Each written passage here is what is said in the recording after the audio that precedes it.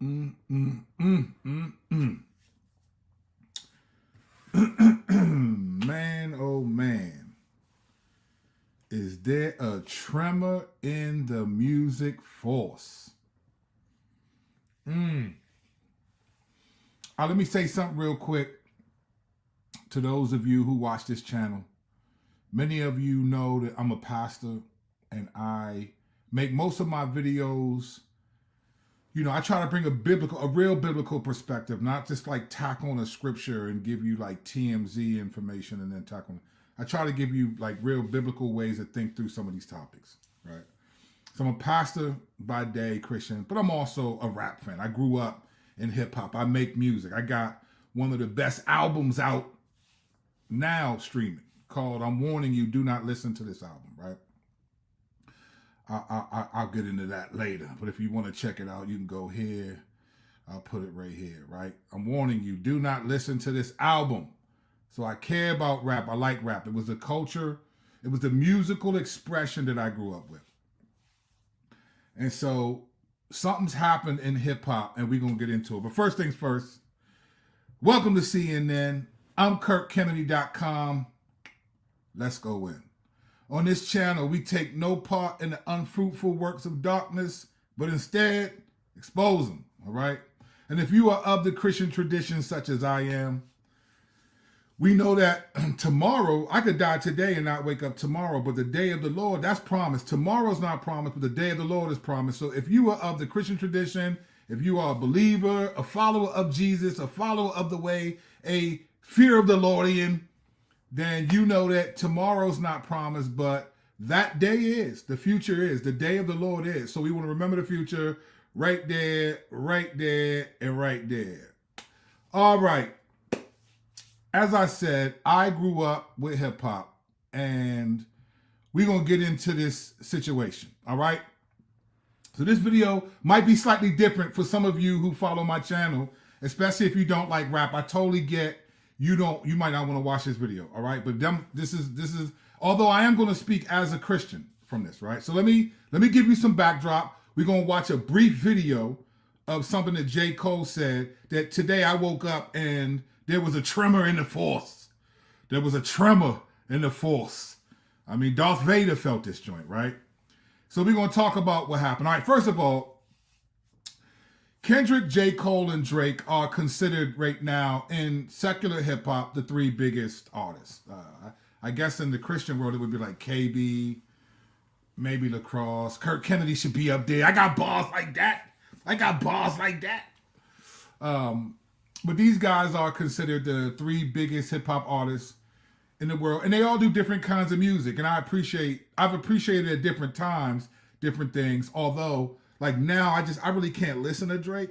I don't listen to much of anything as much as I used to. I don't really listen to it anymore. I don't have the same palette for secular hip hop. I just don't have the same palette for it. But I still enjoy it when an album comes out. Depending on who the artist is, I might check it out.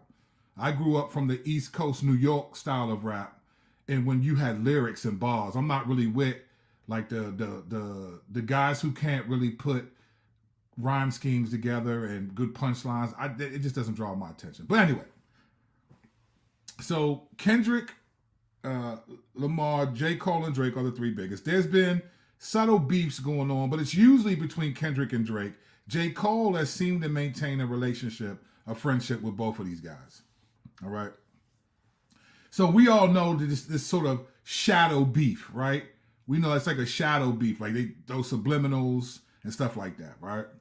So J. Cole recently rapped on a project with Drake, and Drake had a song called First Person Shooter. And J. Cole had a verse on that joint that was crazy. His verse was crazy. J. Cole has been rapping on other people's features and been killing the game, right, for like the last year and a half. So people have been excited, and J. Cole said this. So let me give you the lyrics that J. Cole said that Kendrick responded to. So here's what J. Cole said on this song, First Person Shooter. He said it like this. Love when they argue the hardest MC. Is it K-Dot, is it Aubrey or me? We the big three like we started a league, but right now I feel like Muhammad Ali, all right? And he said it tough. It was tough. So let me walk you through the lyrics. So he's saying, love when they argue the hardest MC. Like, who's the best of the three? Is it K. Kendrick? Is it Aubrey Drake? Or is it me? This is what J. Cole's saying. Saying, we the big three. The big three is a 3-on-3 basketball league that Ice Cube started that plays in the summer. And that league, largely, it gets retired NBA players who can still play, and they go on these 3-on-3. I remember playing back before I was a little chubbier. I used to play in the Hoop It Up tournament. As a matter of fact, what year was that? This would have been sometime about 04. My team was about to go to the champion. We was going to compete to win the DC Hoop It Up 3-on-3, and I was going crazy the day before. I was going off, and there was a dude on the side that I knew, and even though I was a believer, I didn't really like this dude, so he was talking trash to me because I was crushing his friend. His man couldn't beat me. I was just like, and then we won the game. I twisted my ankle at the end of that game. It was a judgment of the Lord, I felt like. So I couldn't play in the championship game the next day so that we could go to the Nationals. My man's cousin had to play, and he wasn't good, so we got smoked. I was mad because I was ready to go. So the Big Three is a league that Ice Cube started. So basically, J. Cole is saying, we the Big Three like we started the league. It's a punchline. But right now, I feel like Muhammad Ali. So he's saying, I'm the best. I feel like I'm the greatest of all time. You know Muhammad Ali? I'm the greatest. Right, all that, right? So this came out, and everybody was like, oh. So Kendrick comes back on a song, two rappers named Future and Young Metro Boomin. They drop an album, and there's a song called Like That. Nobody expected this. You don't even think that Kendrick is a different kind of artist. You wouldn't even think he would rub shoulders with Metro Boomin and Future like that too much, even though Kendrick would pop up on some surprise features. He's kind of a coveted artist because he doesn't drop music a lot. So when you hear him, it's like, let me hear what he's talking about. So he shows up. I can't really put the lyrics up or say what he said because he cussed too much. He was cussing. But he basically, his whole verse was going at different things that they've said in different songs. But to make sure that everybody knew what he was saying, he got to the point where he said, think I won't drop the location. I still got PTSD. And he said, no, the Big Three, N-word, it's just big me, right? So he took J. Cole's line, we the Big Three like we started the league, but right now I feel like Muhammad Ali. He said, man, ain't no Big Three, it's just me, right? This came out 2 weeks ago. Nobody saw that coming. Everybody in the hip-hop world was going crazy. Like, whoa, this dude is crazy, right? And then J. Cole comes back with an album this past Friday, 3 days ago. And on the album, he has a song called, the last song on the album is entitled 7 Minute Drill. And it's his pushback against Kendrick Lamar. The whole song is going at Kendrick. And he was saying crazy stuff like, your first album was classic. Your last album was tragic. Your second album, it put dudes to sleep, but they gassed it. Your third album's, so he was saying Kendrick has 4 big albums. He was basically saying his discography was great, like wasn't that good, right? So it was hip hop, right? And I'll get into what I mean by that. And then J. Cole, I think this was last night, said this on stage. We're gonna watch this video, all right? Here's what J. Cole said. This is a 3-minute video, and this is when I woke up and everybody was flipping out about what you're about to watch. This 3-minute video is everyone was flipping out in the hip-hop world about what we're about to watch right now, all right? I'm going to let him speak. It's about 3 minutes, and then I'm going to give you some thoughts, all right? Here we go. Here's J. Cole talking. So I'm so proud of that project, except for one part. It's one part of that make me feel like, man, that's the lamest shit I ever did in my fucking life, right? And I know this is not what a lot of people want to hear. My bad.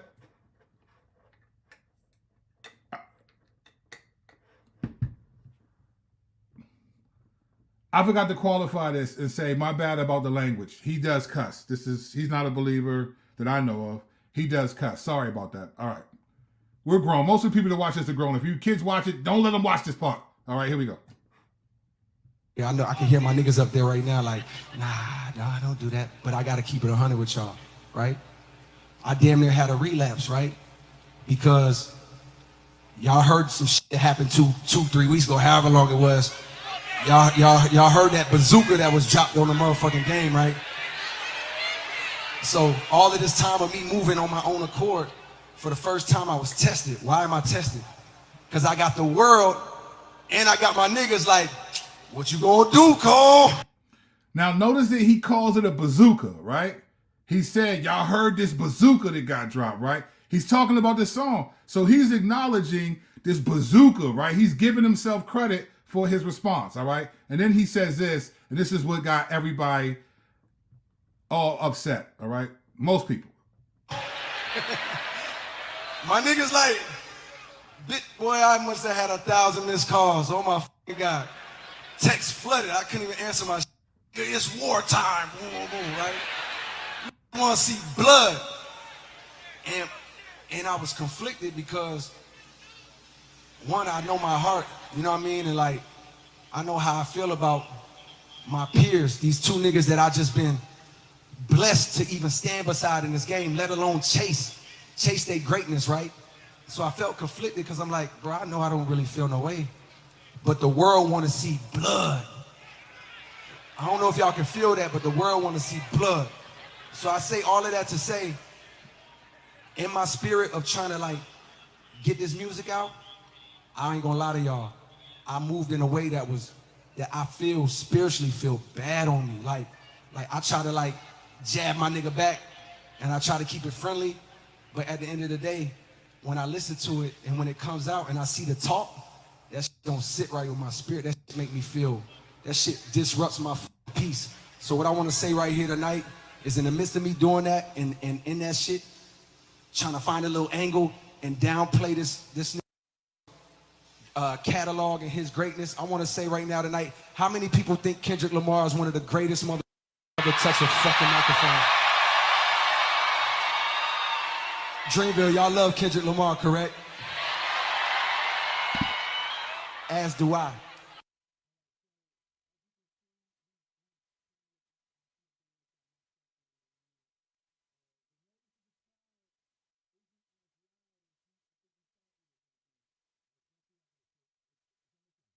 So I just want to come up here and be like, publicly be like, bruh, that was the lamest, like, goofiest shit. And I say all that to say, it made me feel like 10 years ago when I was moving incorrectly. And I pray that God align me back up on my purpose and on my path. You know what I mean? I pray that my nigga really didn't feel no way. And if he did, my nigga, I got my chin out. Take your best shot. I'm gonna take that shit. Chin, boy, do what you do. All right, so I hope y'all, so he's saying, look, I messed up. I said the wrong thing. Y'all can hear me, right? Somebody said no volume. I'm good. I'm good. Volume is good. Holler at me. Don't let me talk if the volume ain't there. I ain't trying to be wasting the words now. So he's saying, look, if you come back at me, man, take your best shot. I'm good, whatever, right? And then this is how it ends with this part. You know what I mean? Like, all good. Like, it's love.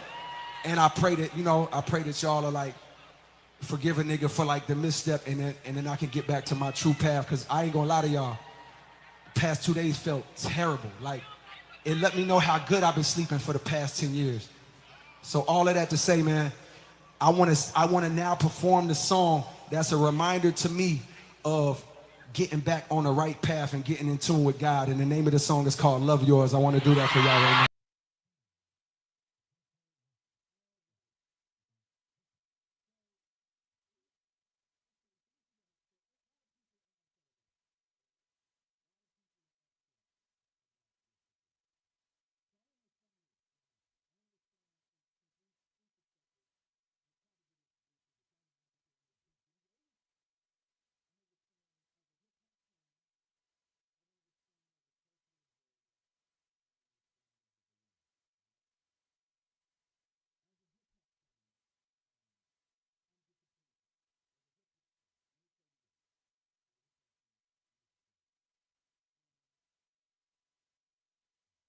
I'm tripping. All right, my bad. I'm going to give you 3 responses to what he just said. All right? My bad on that. This button is tripping. You got to really press this button hard, bro. So y'all can't hear me right now? Yeah, you got to really press this button right here, bro. So y'all can hear me right now? Am I good? Or I keep hearing can't hear you, but I pressed the button. All right. Thank you. All right. So as I'm going to respond in 3 ways to what J. Cole just did. I've watched a couple videos this morning and seen people just coming at this dude. So I'm going to give you 3 responses. As a hip hop fan is the first response. As a hip hop fan, I'm disappointed in J. Cole. And let me tell you why, as a hip hop fan. As a hip hop fan, I'm disappointed because hip hop beefs are what separate like rap. So hip hop is the culture, is a whole culture with DJing, breakdancing, graffiti, the way you dress. And rap music is the musical expression of hip hop, just like salsa music is one expression of Latino culture, right? It's not Latino culture. It's a musical expression. Hip hop, people confuse hip hop and rap. They're not the same thing. Hip hop is the culture. Rap is the musical expression of it, right? So rap music is the sort of the beefs, the I'm better than you is what separates rap from all other genres, right? That's one of the main things. Besides the amount of words that rappers use and the style of music, really what separates rap from other genres of music is that there's a competitive nature that says I'm better than you. This is embedded from the very beginning. Like, can you imagine a couple of country artists? Well, I don't like that boy who know his thing, 'cause I know I strum this guitar better. You can't, it just ain't gonna happen. You know what I'm saying? R&B singers ain't gonna be going at each other. My runs are better than yours. I can't see, y'all know the drill. But rappers, like, what made rap different was like, I'm better than you. Like, rap took on a sports mantra that was like, I'm the best. Like, no music, now artists may think they're the best guitar player or the best singer. I'm sure Michael Jackson thought he was better than Prince and all that, but he ain't got no songs talking about Prince like that, or vice versa. Rap would come out in a song and be like, I'm better than you, right? And it was cool, it was edgy, it was different because no one was really seizing the moment to take a musical expression and create this dynamic. And a lot of the foundation of rap music was built on these back and forths. Now, some of y'all not gonna remember these because y'all not old enough, but like a Roxanne, there were 2 Roxannes, Roxanne Shante and Roxanne going against these 3-man rap group, UTFO, right? And they was going back and forth. UTFO was these dudes that wanted to date Roxanne, but they really wanted to date this Latino girl from the Bronx named Roxanne, but another Roxanne, Shantae from Queens, who could rap. It was going back and forth. That was a major beef in the 80s of rap. You had guys like LL Cool J and Kool Moe Dee. That was a crazy beef too. I mean, if you're old enough to remember these, and you can go on YouTube and look at all these, right? These were crazy beefs back then. It was going at him, Kool Moe Dee, how you like me now? Funky. I mean, it was crazy. The rap was crazy back then. It was like, brothers are riding me like a pony. I'm no phony. I'm the only real macaroni playing the mic like it's supposed to be played nowadays. Actually, some rappers do rap like that now.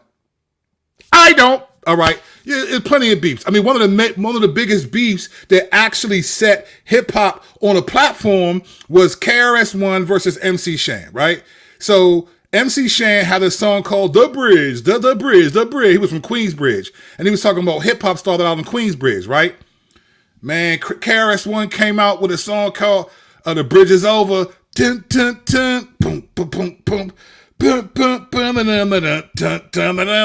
bridge is over. The bridge is over. The bridge is over. The bridge is over. I mean, he was basically saying hip hop didn't start out in Queensbridge. It started out in South Bronx, right? So that blew up hip hop. Then you had a lot of little subliminal beefs like Biggie versus,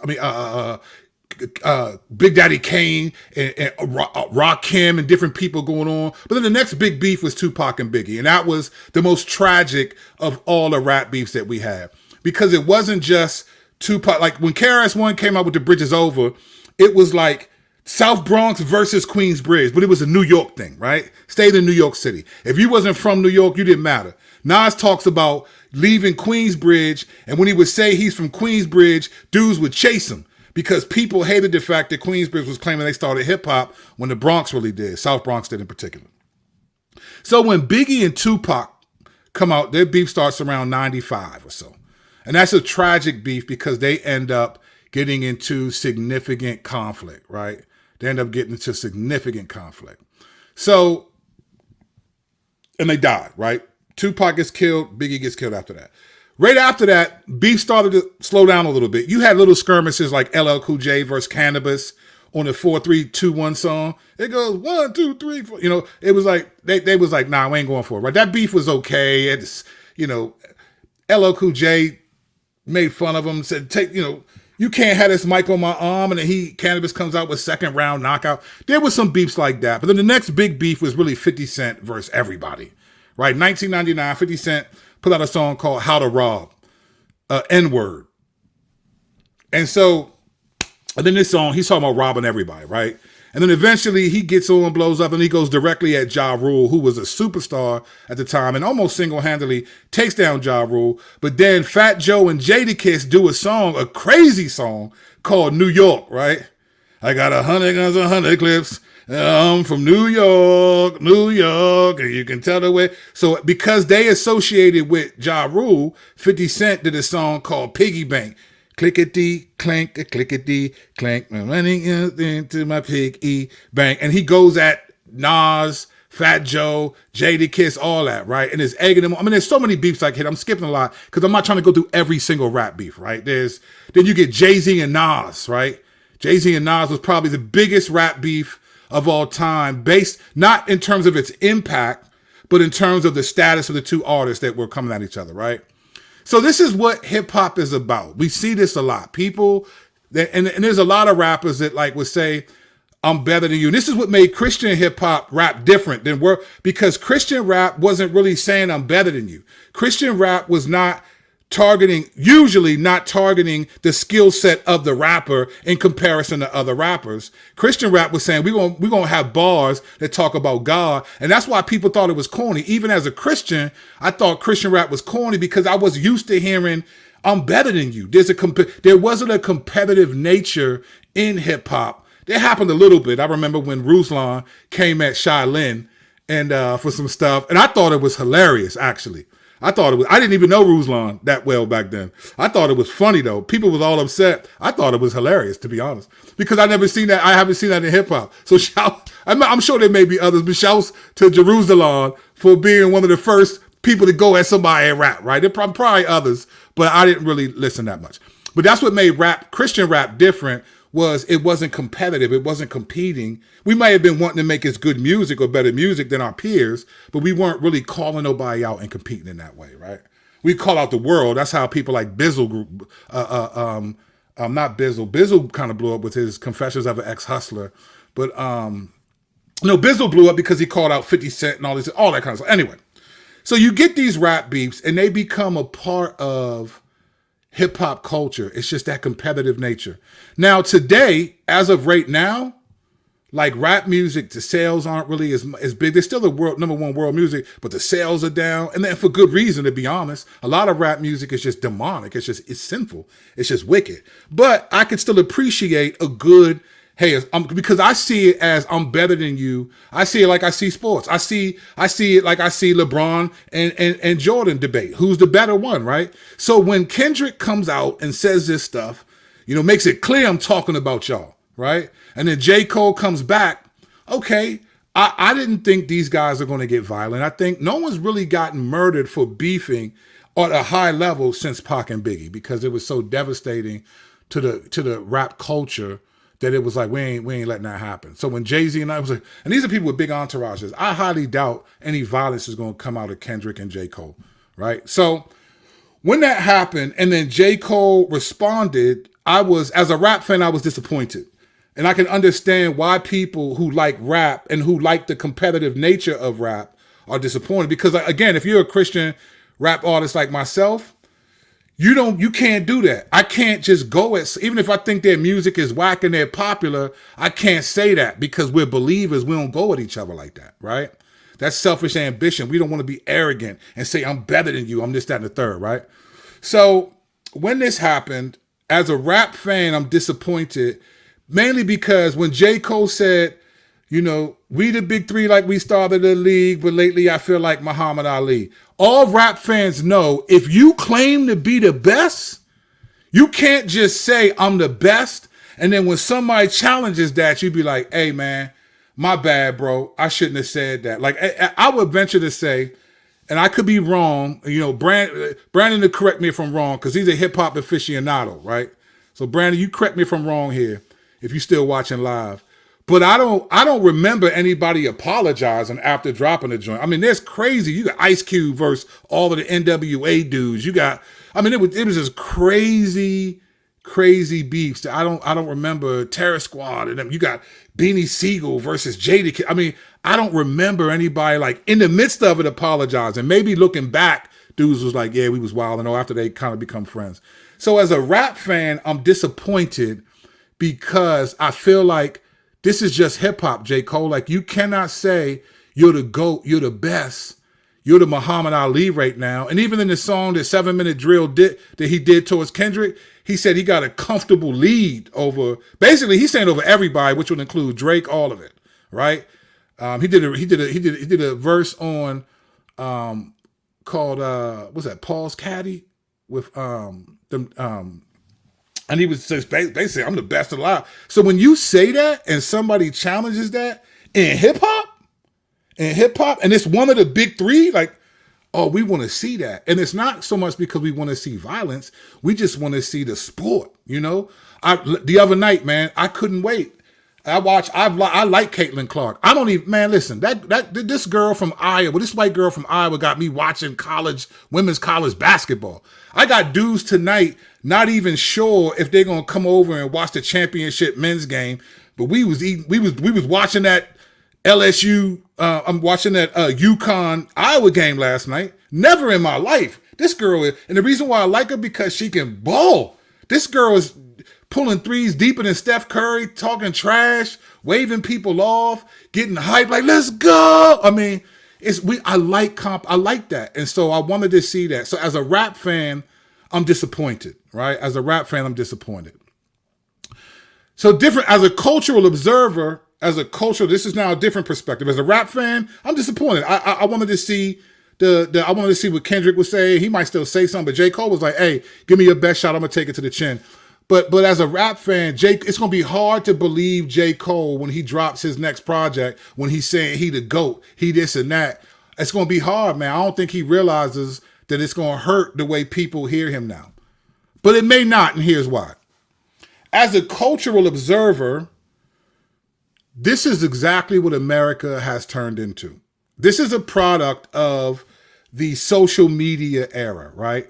The social media gangster era. This is a product of that, which Drake famously called Twitter fingers, trigger fingers turned to Twitter fingers when he was going back and forth with Meek Mill. Notably, though, after Drake dropped the diss back a couple years ago, and 4 days later was like, dropped another one, like, where you at, Meek Mill? He ain't said nothing to Kendrick, but a couple of IG posts. So Drake is softer than a bag of feathers. He only got tough because he got millions and then got dudes around him that'll protect him, and now he raps like he's mob ties. You ain't with that for real. You still wheelchair Jimmy from that show in Canada, right?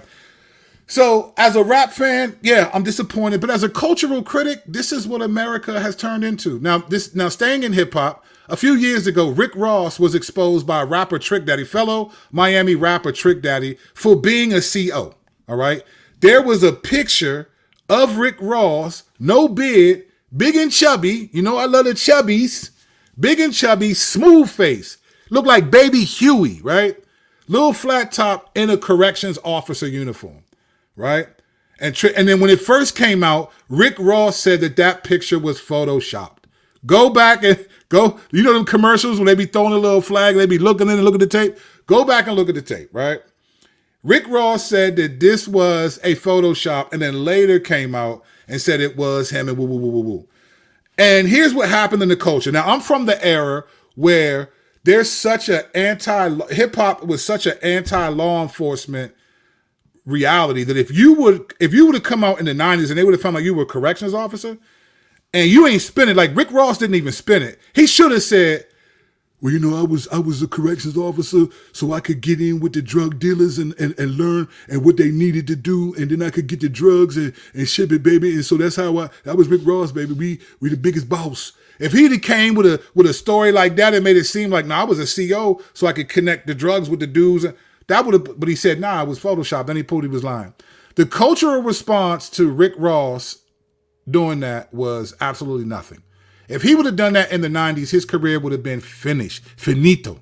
Because we about realism. Keeping it real, man, street dude. You anti-law. This was some of the demonic nature of hip-hop that I was a part of. Even though there were some aspects where I understood why these communities don't trust the law, in many ways, I thought, okay, this is crazy.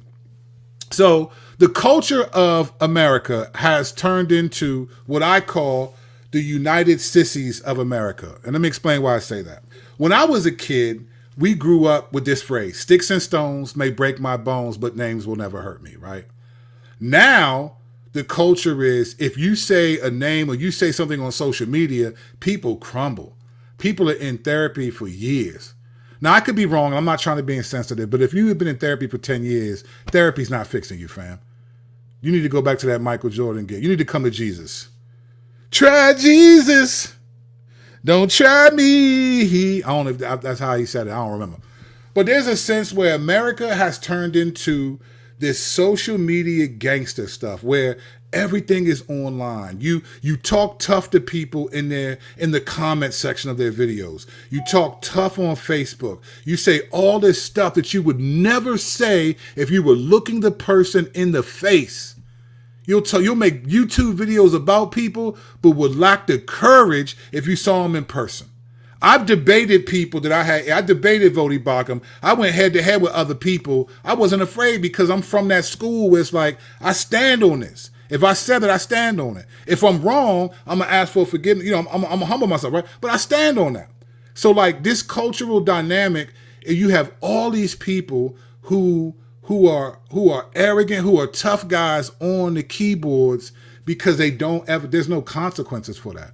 We live in a culture where there's no consequences for what you do. And then when there are some, everybody retreats.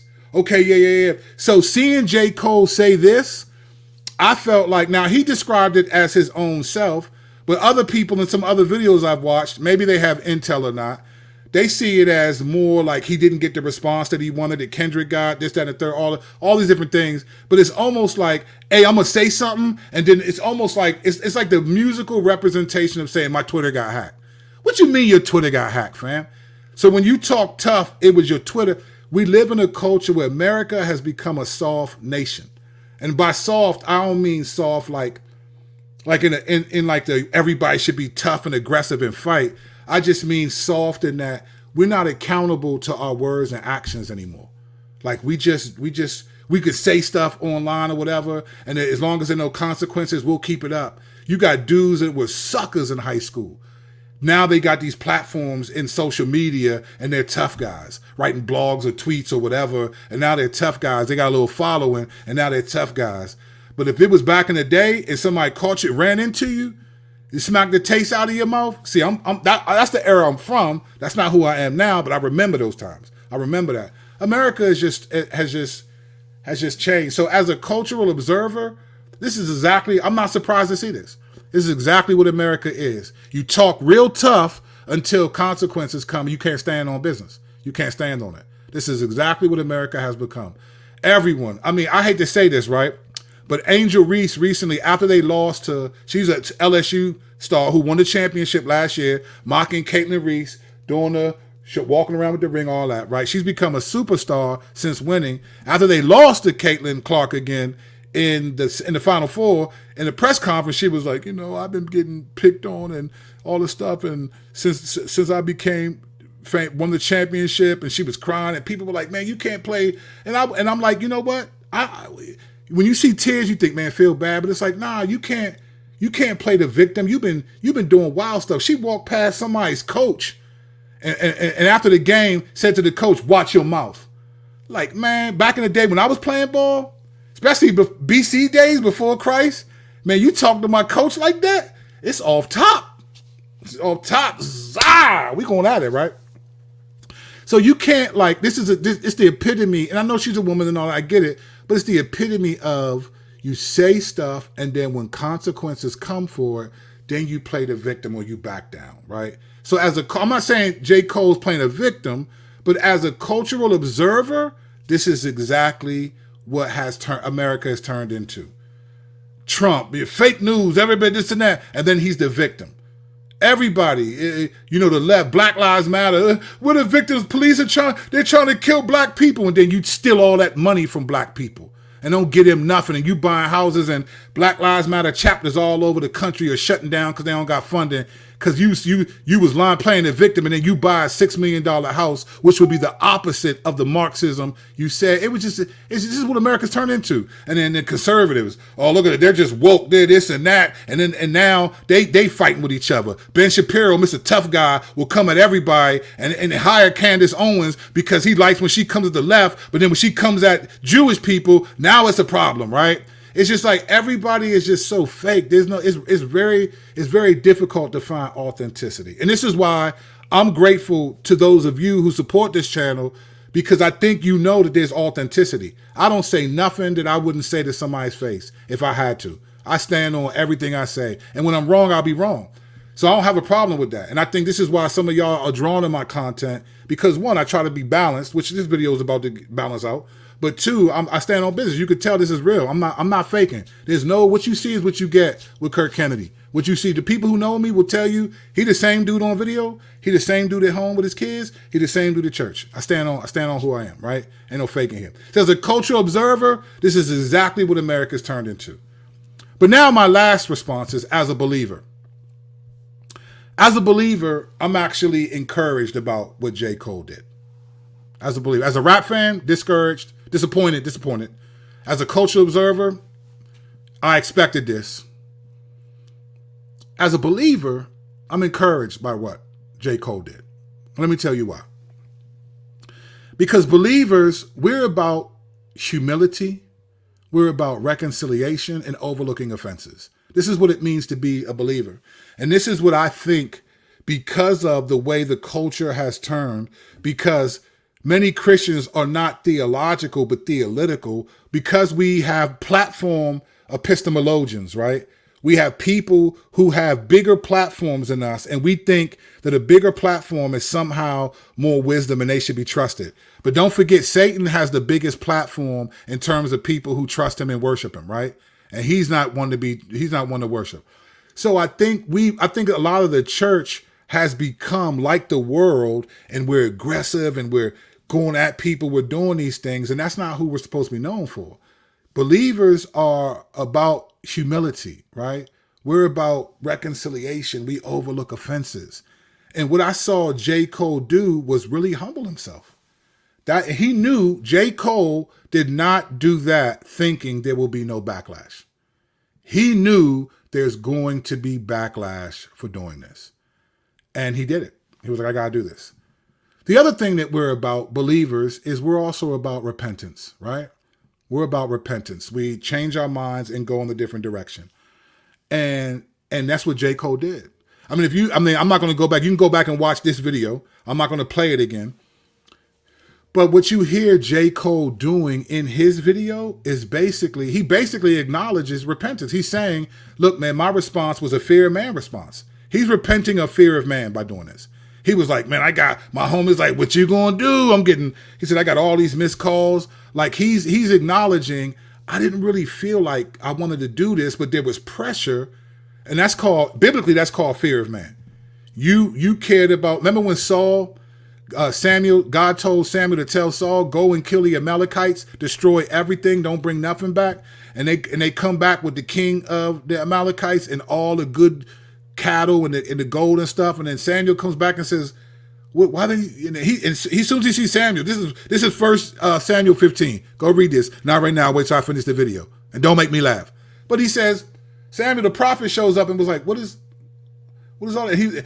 And Saul's like, I've obeyed the Lord. And Samuel's like, well, then what is all these sheep noises I hear? And he says, oh, we kept the best stuff so that we could devote it to the Lord. And he was like, that's not what you were told to do, though. And then eventually Saul realizes, he says this, I have sinned. I feared the people more. I listened to the people more than God.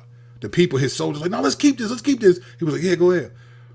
I think what J. Cole is saying is, man, this is fair, man. This track that y'all wanted, that y'all been vibing to, it didn't sit well with me because it's not really how I feel. I felt pressured. I had to do this, right?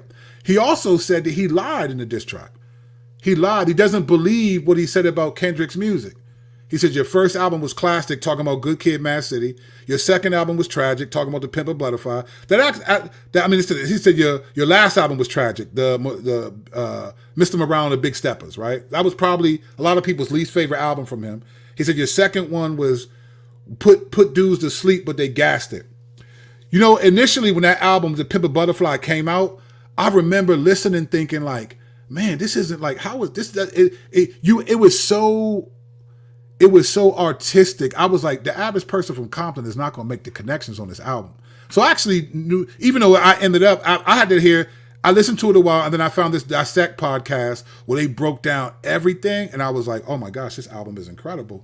But it took a podcast. On first listen, it was like, So I understood what J. Cole was saying, but he's basically saying he lied about how he felt. It was fear of man. So what I'm seeing J. Cole do as a believer, I'm encouraged because J. Cole was repenting. As a hip hop fan, it sounds like you being soft. Where's the competitive nature, right? Like you don't want to hear LeBron James be like, hey guys, I want to apologize to Mike Jordan for the debate between us. He's definitely, I was wrong. Nah, you want to be like, nah, I think I'm the best. And we're okay with that. We recognize you don't want to see two sports teams just want to just have a tie. All right, well, I guess we just tied it. No, we're going to quadruple overtime. We're gonna keep going. Man, if we got to continue this game to tomorrow, somebody got to win, right? We understand that we have that a part of us. But as believers, nah, we're about repentance. And if J. Cole is saying, look, this was a fear of man response, right? This was fear of man. This was I was also lying about this. I don't feel that way. That's what he said. How many of y'all think he'd one of the greatest art and everybody people cheered? That's the issue. And I think in the church, sadly, I hate to say this, but what J. Cole is doing, a lot of Christians, especially Christian content creators, and I'm not just talking, when I say that, I'm not just thinking of the dudes like a Rules Line or what do you mean? There's a lot of Christian content creators. I'm not just talking about those guys, Nick Jones and them. There's a ton of people that are, especially on the political side, you never hear them apologize. One of the reasons why I just don't support, I care for Candace Owens in the sense that she was made in God's image, but I don't support her. I don't believe she's a believer because she doesn't humble herself. Her and Ben Shapiro are supposed to do a debate soon. I look forward to watching arrogance versus arrogance and to see who's going to be more arrogant. She doesn't humble herself. And that's why I was like, why are all these believers supporting her? And Donald Trump is not a humble man. He doesn't humble himself. I'm not saying Joe Biden's humble, but Donald Trump makes himself out to be the victim. Happy Easter. Even to those crooked judges who I completely and totally despise, we've lost our way. We have allowed the world's view. Don't get me wrong. I still like sports. I want to see somebody win. I'm gonna watch the championship man game. UConn versus Purdue, a 1-versus-1 seed. We ain't seen that in a minute. I'm gonna watch the game. If I'm by myself, I'm by myself. I want to see who's gonna win. I like competitiveness. I'm okay with that. You know, we're competing as Christians against the world. We're competing against the devil. We're competing to win the prize, right? That's so anyway, I feel like as believers, we celebrate humility. Even the world understands humility. They use terms like he's so down to earth. What you mean down to earth? Everybody's down to earth. Gravity exists here. They don't mean literally. They mean, I thought you would be more arrogant than you are, and meeting this celebrity, they're really down to earth. People think, I know because I do YouTube videos, and when you watch me on the screen, you can think, people meet me in person, like, oh my gosh, you're so down to earth. And it's like, well, I mean, first of all, I'm fat, so ain't no other place I'm going to be is down to earth. Gravity works differently for me. But I know what you mean. What you mean is I expected a more arrogant personality, and so even the world understands. They don't call it humility, they call it down to earth. That's because the devil is going to always take what we do, remix it so that people who are made in God's image and still value those things just don't value it in the biblical context. That's what he does. So it's down to earth there, but we call it humility. What J. Cole did was humble himself. And I think sadly, even though I think on the rap side, people ain't gonna bang with that, but on the just a human side, the made in God's image side, I appreciate that. As a believer, I'm encouraged by his response because I wish more arrogant, angry Christian influencers or whoever political actors, whoever they are, pundits, whatever. I wish they would humble themselves and be like, you know what? Even though I disagree with such and such's policies, I want to apologize, or better yet, I want to ask for forgiveness because I made disparaging comments about this person's character. You don't see that. What we see is this rap, almost the spirit of the demonic anger and aggression and all of that. We see almost like the spirit of rap music has come in. I did a video years ago on this where the definition of haters came from. Haters, this idea of haters came out of rap culture. And haters went from people who legitimately are trying to hate on you because of who you are to people who don't like your music or what you do are now haters. And it is transcended in the pop culture. White people use it. Black people, once white people start saying it, we stop saying it. So I don't even know if people even say hating no more. But some people do, right? Christians, we be late in the game. Christians be trying to be cool using slang that I was using 20 years ago in the streets, 30 years ago in the streets. Christians be using right now. You know what I'm saying? Swagger. Anyway, as a believer, we celebrate humility. And what J. Cole's demonstrating is humility. And I'm going to end with this. The reason why I'm saying this is I think believers could learn from what J. Cole did, sadly, because I don't think he's a believer. I think believers could learn from J. Cole and humble themselves and realize, you know what? It may not be, I said this, I made this video about this person because of, I want clicks. I want followers. I want subscribers. I did it. My motives were impure here. This was a fear, or it might not be fear of man. Maybe it's not people pressuring you, but it's selfish ambition. I mean, how many of us do things from selfish ambition? And we act like God doesn't know this. I mean, we do. I'm guilty of this. I am not coming down the mountain with 2 stone tablets. I'm guilty of this. I have to be careful. I have to check my motives whenever I'm going to do a video about someone famous, because I know there's a greater chance that they're going to be higher clicks on that video. So you know what I do sometimes? I will purposely not allow that video to be monetized. Like, I won't monetize this video. So I don't care how many, whether it gets a couple hundred, a couple thousand, I'm not going to make a cent off of it. Because if I'm not sure, I'm not doing this to get AdSense and get money from YouTube and get clicks to do that. Yeah, sometimes, I want people to support the channel and I want the channel to grow. I think I say helpful things, but I'm aware of the selfish ambition that comes with a lot of this stuff. So sometimes I'm just like, I'm not going to monetize this video. I'm not going to monetize this one. Especially more so now. Think about it more now as in the last couple of videos, more so now. But I'm saying this, we celebrate humility. And I think a lot of people who are Christians can learn from J. Cole. Some of us need to humble ourselves and say, you know what?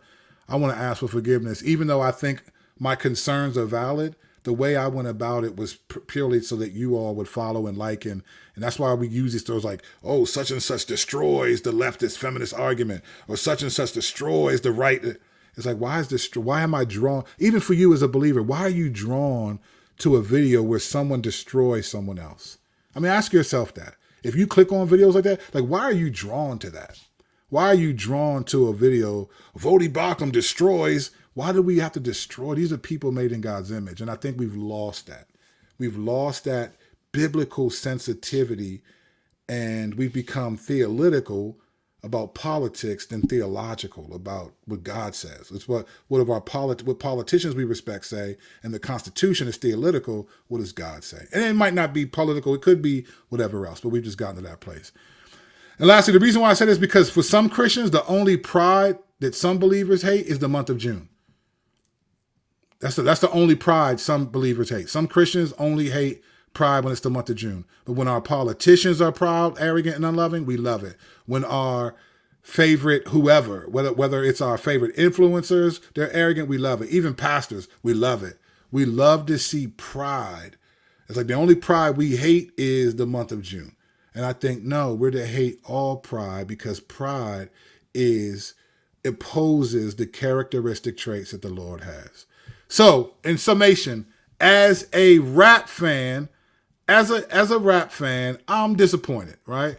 I'm disappointed. So three things can be true at once, right? As a rap fan, I'm disappointed. I like the competitive nature. I see it as like almost like I watch sports. I want to see who's going to win this. I like the competitive nature, right? As a, cultural critic, this is, I expected. I'm not surprised. As a cultural critic, I'm not surprised. This is what America has turned into, a country where because of social media, you can say all these things. There's no accountability for what you say, and therefore is that.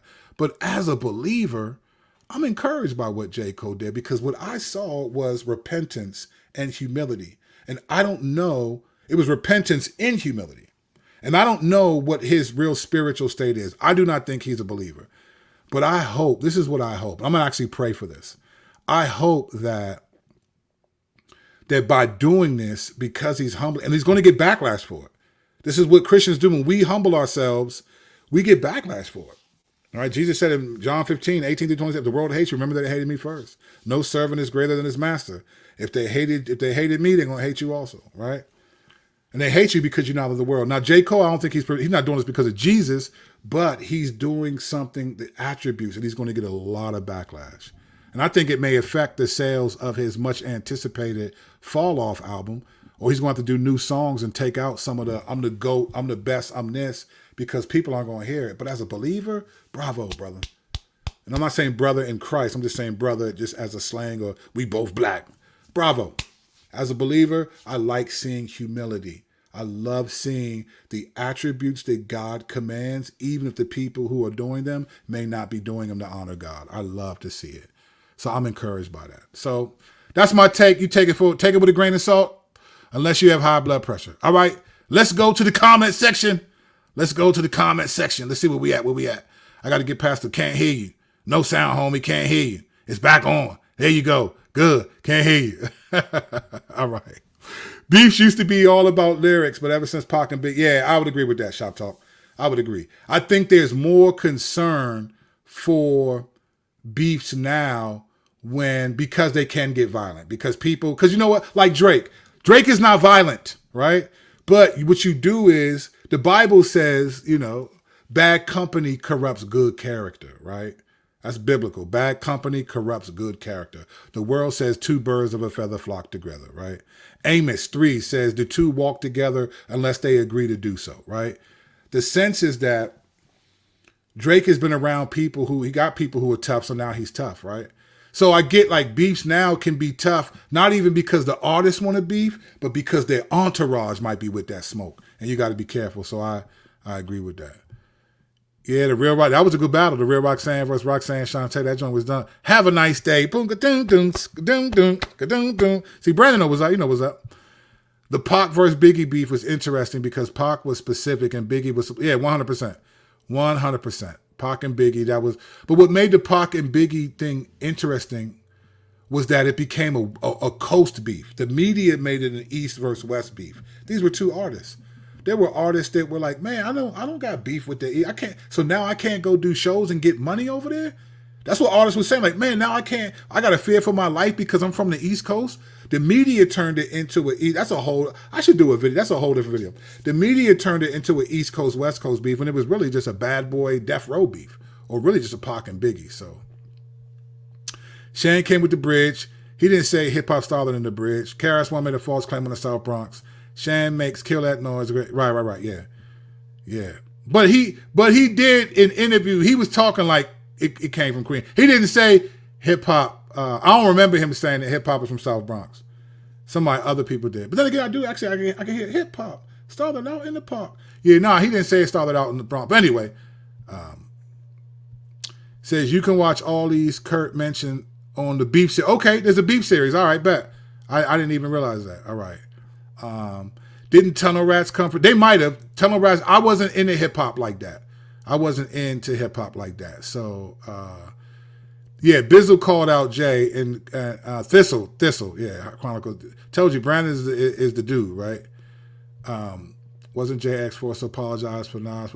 Yeah, he was. Jay-Z's mom actually made him apologize because of what he said on that joint. It was super ugly. So, yeah, Benny the Butcher was the song that he did. Johnny's Caddy, J. Cole did his joint with. Let me see. Where we at? I need a video on your beef with Vody. That is on Wrath and Grace. Wrath and Grace. We did a joint. He tried to crush me in that video, but your boy wasn't going for it. But that was on Wrath and Grace. I know they have an app. Wrath and Grace has an app, and the conference is called Christ versus Culture Part 2. And that whole conference is me debating Vody and Tim Brindle. I was 2 against 1, and your boy held his own. You can't win, Rock. You're not the end of tomorrow, Rock. I don't know, man. I was in there doing my thing. All right. Let me see. Yo, bro, I couldn't bang with Angel Reese for that. She talked and acted like an adult. Yeah, I agree with that, man. I'm sorry. Because if she would have won that game, well, again, this is hypothetical. We don't know. She didn't win. But I think if she would have won, she'd have been celebrating and all that, bro. So, let me see. Absolutely, bro. You're real wrong. But thank you, man. I appreciate that. Priest, bro. Thank you, brother. Appreciate that. I actually respect J. Cole. Yep, for having the guts to issue an apology. He said it didn't feel right in his spirit. Why would we be disappointed at that? Brother, I'm with you, man. I'm with you. I agree with that, brother. That's why I said, as a believer, I'm encouraged by that. Bizzle and D1 called out unbelievers, but what about Christ-centric? Yeah, those are my boys too. Christ-centric are my peoples. Yeah, they called out, I mean, shoot, I know. Lecrae, I mean, yeah, Christ-centric. Evangel called out Lecrae, and then he called out Rakim for that. So I think that's there. Speaking of which, new Christ-centric album out now. Go get that on iTunes. Download it from iTunes, man. Don't just stream, because like we don't make money from streams. Download that, get that, man. That joint is tough. Get that Christ-centric album, and don't forget, it's fire. The Christ-centric album is fire, and don't forget about your boy. This joint right here. Go get best album of 2023. Yeah, I said that. I don't think it's fire. I'm keeping that beside my joint. I'm warning you. Do not listen to this album. New project on the way. Different. But go pick this up. I don't even care if you stream it. Stream it. Check this album out. It's everywhere. Wherever you stream music, go listen to this. Tell me your boy don't got bars. Tell me I can't rap. Talk to me, baby. Talk to me. All right, y'all. I got to go pick up my son. Man, I appreciate y'all. Thank you. Like and subscribe. This is, you know who's fire? Let me tell you who's fire. Y'all are fire, man. I appreciate y'all for watching the video, the streams. I'm getting more people watching the streams and all that. Leave it, like and subscribe. Leave a comment on the actual video to help the algorithm realize I got rhythm. And I will catch y'all for the next video. Peace and tranquility.